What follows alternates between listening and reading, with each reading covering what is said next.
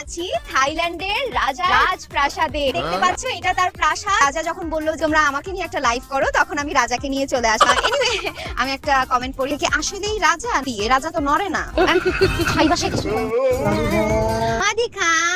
মানে হচ্ছে হাই, রাজা আপনাদেরকে স্বাগতম জানিয়ে। আরেকজন লিখেছে আমি তো ভূগোলে দেখেছি রাজা এত মোটা না। এত মোটা হইলো কিভাবে? আরে ভাই গরিব নাকি রাজা?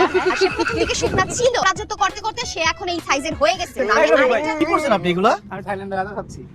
কি করে বন্ধ করুন, লাইট বন্ধ করুন। গাইস আসলে আমার হাজবেন্ডের সাথে রাজা থাকতে থাকতে দুজন দোস্ত হয়ে গেছে। So, bye bye. সমস্যা কি তোমার? এত কষ্ট করে রফিক ভাইরে ম্যানেজ করছ, রাজা বানায় লাইভ করতেছ, লাইভটা নষ্ট করলা তুমি। এর মধ্যে তোমার লাইভ করতে হবে না। ও বললো আর সংসারে আপনি ওর সাথে লাইভে চলে গেলেন। এই লাইভটা করলে আর ফেসবুক অ্যাকাউন্টে $5-6,000 জমা হইবে। এগুলো বলছে আপনারে? হ্যাঁ বলছে $5-6,000। $5-6 কোনদিন পাইছে ফেসবুক থেকে? মনিটাইজেশন থাকলে এতদিন $5,000 আইছে। বুঝতেছেন কেমনে?